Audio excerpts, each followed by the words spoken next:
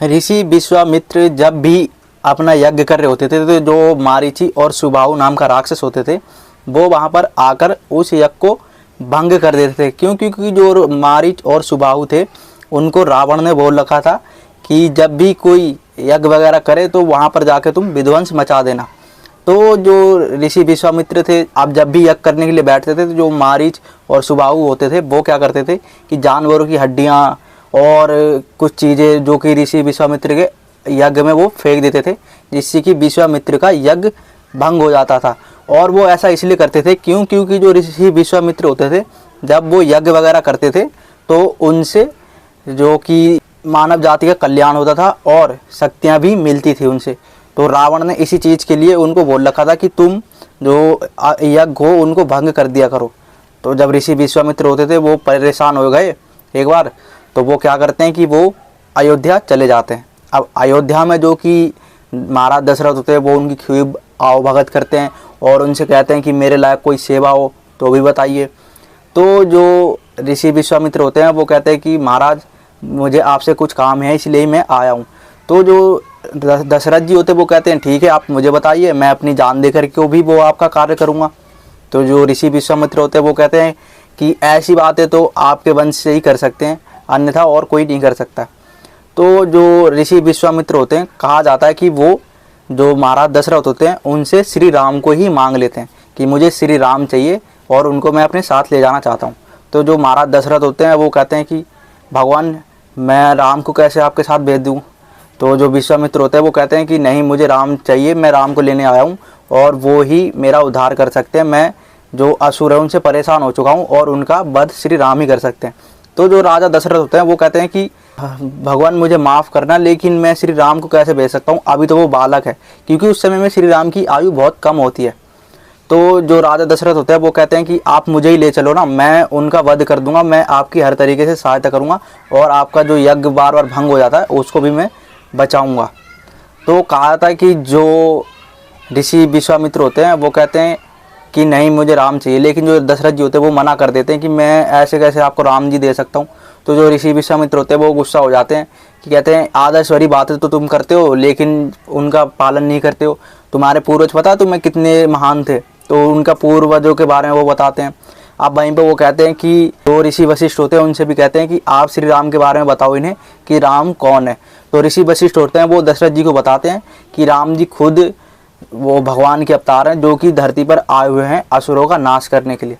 तो वहाँ पर जो राजा दशरथ होते हैं वो मान जाते हैं कि चलो ठीक है मैं राम जी को आपके साथ भेज दूंगा, लेकिन वो ये भी कहते हैं कि राम जी के साथ साथ लक्ष्मण जी भी जाएंगे क्योंकि ये दोनों भाई कभी भी अलग नहीं हुए हैं, तो आप इन दोनों भाइयों को ही ले जाओ।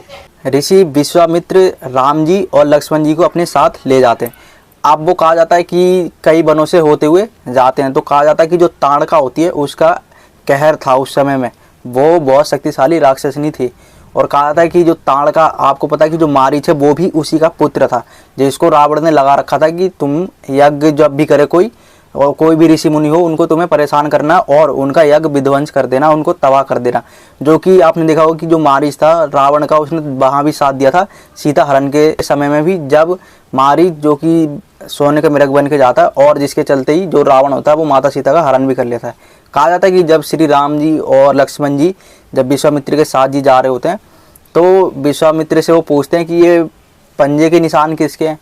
तो कहा जाता है कि जो विश्वामित्र होते हैं वो बताते हैं कि ये जो ताड़का है उसके पंजों के निशान हैं।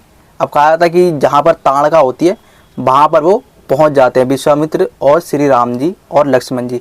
अब वहीं पर कहा जाता है कि जो विश्वामित्र होते हैं वो श्री राम को बताते हैं कि जो ताड़का है वो बहुत शक्तिशाली राक्षसनी है, तो उससे थोड़ा संभल के भी रहना।